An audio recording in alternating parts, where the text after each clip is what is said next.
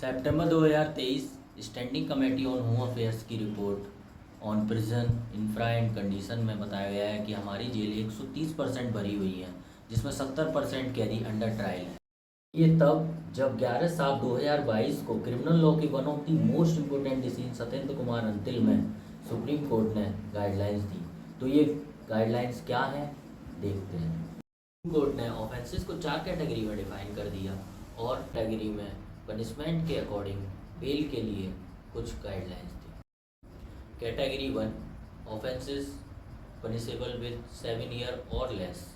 इसमें supreme court ने बताया कि अगर इन्वेस्टिगेशन के टाइम एक्यूज़ को अरेस्ट नहीं किया गया तो कॉग्निजेंस लेने के बाद सबसे पहले एक्यूज़ के लिए समन इशू होंगे, और अगर वो उस पर भी नहीं आता है तो उसके BW वारंट होंगे, और BW पर भी नहीं आता है तो NVW होंगे, और जब एक्यूज़ हाजिर होगा तो उसको बेल या इंटरिम बेल पर रिहा कर दिया जाएगा, लेकिन जेल में नहीं भेजा जाएगा। कैटेगरी बी है हमारी ऑफेंसेस पनिशेबल विद डेथ और लाइफ इम्प्रिजनमेंट और मोर देन 7 ईयर्स।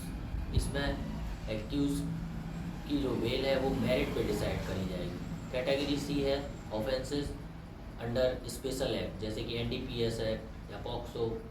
इसमें जो बेल होगी वो मेरिट पे डिसाइड करी जाएगी, और इनकी जो स्पेशल एक्ट हैं इनकी कुछ रेलिवेंट प्रोविजंस को ध्यान में रखते हुए।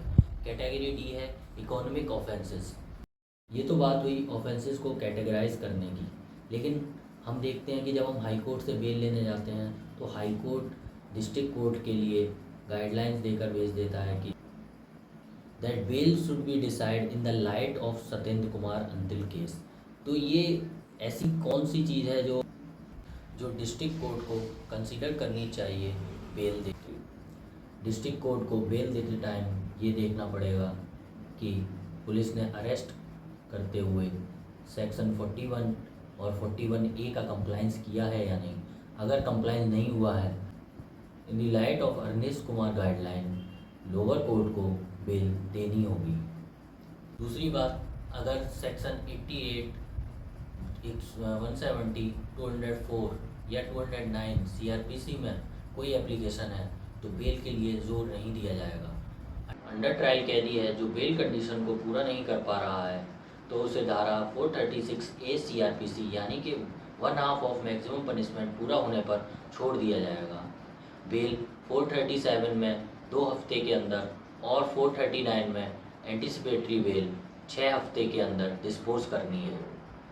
दूसरी बात, धारा 440 में बॉन्ड का अमाउंट हर केस के हिसाब से फिक्स होगा। ये कोई एक फिक्स रूल नहीं है कि इतना अमाउंट डिसाइड होगा।